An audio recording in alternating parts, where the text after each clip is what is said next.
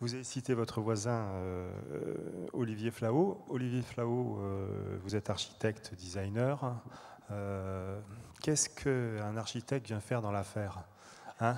On a évoqué le marché, on a même parlé de maître d'œuvre. Si, il a cité le mot architecte, Monsieur Caron, je crois. Bon, on sait que les architectes ont un rapport un peu particulier avec la maison individuelle. Ce n'est pas votre cas, visiblement. Non, parce que de toute façon, je crois que la première chose à faire, c'est de mettre au centre de tout ça l'utilisateur. On a parlé beaucoup d'urbanisme, de financement, etc., de construction, d'économie. Bon, le rôle que peut avoir un architecte, un concepteur, quel qu'il soit, et là je me réfère à ce que disait Patrick Vendôme tout à l'heure, qui a montré une fois de plus que les grandes initiatives viennent la plupart du temps des entreprises, et donc du courage à entreprendre, qui font des R&D, qui mettent beaucoup d'argent dans le développement de leur boîte. Il faut réinventer en permanence. C'est-à-dire que si on part du principe qu'il faut faire des économies dans tous les sens du terme, que ce soit dans les matériaux, que ce soit dans l'espace, je suis absolument convaincu qu'on peut construire, et enfin on peut surtout vivre dans des espaces réduits. Quand je dis réduit, c'est pas réducteur, c'est que l'ergonomie d'un espace, que ce soit le salon, la salle à manger, la cuisine, les chambres, tout ça doit être optimisé. Et si on veut faire un très très bon travail d'optimisation, il faut commencer par le début, c'est-à-dire qu'il faut commencer par le milieu, et ensuite on arrive à une boîte, et non pas faire le contraire. Bon. Mais ça, c'est un petit peu le rôle d'un archi ou d'un designer. Il ne faut pas perdre de vue que pour un acquéreur de maison, c'est un moment important. C'est-à-dire c'est une tranche de vie. C'est-à-dire que quelqu'un qui investit dans une maison, un ménage ou un couple, etc., c'est leur tranche de vie, c'est quelque chose avec lequel il faudrait... Alors moi, j'ai fait ça toute ma vie, mais évidemment, c'était pour des maisons ou pour des utilisateurs au coup par coup. Là, il s'agit de réfléchir sur un ensemble, mais cet ensemble, il tient compte évidemment de l'unité d'habitation. Et puis, il y a l'insertion dans le site, c'est-à-dire cette capacité qu'on doit avoir à s'insérer dans un espace, dans un environnement qui n'est pas toujours le même. Il y en a qui sont donc chez nous, en Loire-Atlantique, mais on peut être en Charente, on peut être dans le milieu de la France, etc., etc. Il faut essayer de trouver la bonne harmonie avec l'environnement.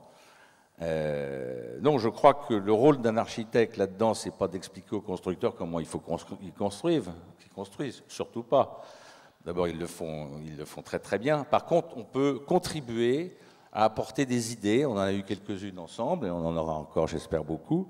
Qui permettront de faire évoluer les maisons dont on a l'habitude de dire bah, c'est un pavillon, voilà, non, c'est plus un pavillon. Il ne faut plus que ce soit un pavillon. Alors, des exemples, il n'en manque pas. Moi, j'ai beaucoup travaillé dans l'industrie nautique, où j'ai fait beaucoup de bateaux, de gros, de petits, du paquebot à des petits bateaux.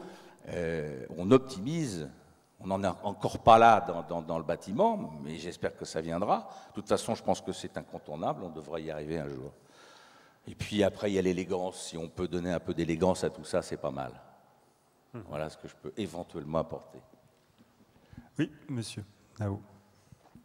Je vais rebondir très rapidement sur ce que dit Olivier. Effectivement, grâce aux travaux qu'on a effectués avec les bailleurs sociaux, qui savent aussi très fortement optimiser la surface, ça a été une des solutions...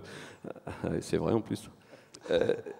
Ça a été une des solutions pour répondre à la plus-value du BBC, c'est-à-dire on pouvait, dans une maison de 85 mètres carrés, retrouver le même confort et la même fonctionnalité dans une maison de 76.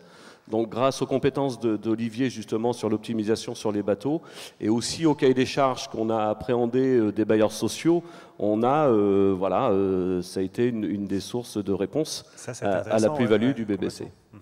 Comment vous êtes, comment votre collaboration est née? Avec Brett. Ouais. C'est amicalement vôtre tous les deux. J'étais, moi, alors, je ne vais pas vous raconter ma vie, mais j'étais très longtemps dans l'industrie avant d'être constructeur. Et je réfléchis déjà depuis 5 ans une façon d'industrialiser la construction. Donc c'est pour cette raison que je suis allé sur le tridimensionnel et l'ossature bois. Et lors d'un salon, j'ai rencontré Olivier qui avait sorti une gamme de maisons qui s'appelle Inpatio. Et obligatoirement, on était condamnés à se revoir, quoi. Voilà, donc aujourd'hui, on est associés et ça le fait bien. On était condamnés. C'est-à-dire qu'en réalité, moi, j'avais fait des pieds et des mains pour sortir une maison, mais je n'avais pas de constructeur. C'est très ennuyeux quand on construit une maison. Et donc, je suis resté planté avec un succès d'estime relativement important à l'époque à Angers. Et puis, ma maison, elle ne bougeait pas. Elle n'avait aucune raison de se faire, jusqu'au jour où j'ai rencontré Pascal et on a décidé de faire des choses ensemble. Et puis, grâce à ça, peut-être est-ce qu'on va multiplier nos petits pains. Comment vous expliquez que les architectes boudent ce marché? Ça, c'est très simple à comprendre. D'abord, il n'y a pas plus individualiste qu'un architecte. Bon, s'il y en a dans la salle, ils vont me flinguer, mais c'est pas grave. Un architecte. Vous êtes habitué. Pardon? Vous êtes habitué, non? Je suis habitué, ça ne me gêne pas du tout, mais c'est vrai en plus. C'est très difficile de faire cohabiter un architecte qui a une idée ou qui a des idées très précises avec ce qu'on appelle des constructeurs dont on va dire que l'objet, c'est de faire des mètres carrés. Pendant des années, ça a été ça. Il ne faut pas perdre de vue aussi, c'est qu'il y a eu un peu il y a eu des excès dans tous les sens. Alors, moi, qu'est-ce que je trouve là-dedans? C'est que c'est toujours très intéressant et toujours passionnant et enrichissant de marier des compétences. C'est pas très nouveau ce que je dis. Mais encore faut-il faire un bout de chemin chacun, les uns vers les autres. Voilà, donc non, je pense que c'est une bonne formule. Elle n'est absolument pas incompatible, elle est même plus que compatible. Et je retire ce que je dis, je retire pas, mais je mets un bémol. Je veux dire, les architectes, en général, font une maison, une belle maison, une plus belle, une grosse, un immeuble, un ensemble, etc. Enfin, c'est ça un peu c'est là qu'on attend un architecte. On l'attend beaucoup moins dans des problèmes d'ergonomie, dans des problèmes de détail. Or, aujourd'hui, les constructeurs, ils ont besoin de ça. Ils ont besoin de ces détails qui sont fondamentaux pour séduire une municipalité, une SEM, un bailleur social. Parce qu'il y a beaucoup d'offres partout, évidemment. Donc il faut essayer de trouver des choses simples. Et c'est dans la simplicité qu'on reconnaît, j'allais dire le talent, qu'on reconnaît l'efficacité. C'est-à-dire qu'il ne faut pas penser que parce que c'est compliqué et que c'est cher, ça va être beau. C'est exactement le contraire. On doit pouvoir faire des choses extrêmement simples, économique, et c'est le propre du design. Le design, c'est partir d'une chose très très simple et puis ensuite de ça, de la dupliquer.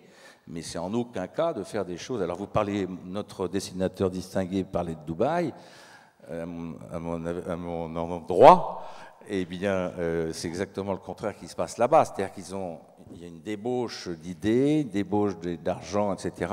Nous, on n'est pas là-dessus, mais c'est beaucoup plus passionnant. D'abord humainement, et ensuite de ça, le résultat sociétal, parce que finalement, on a un rôle sociétal dans tout ça, est assez motivant. Voilà.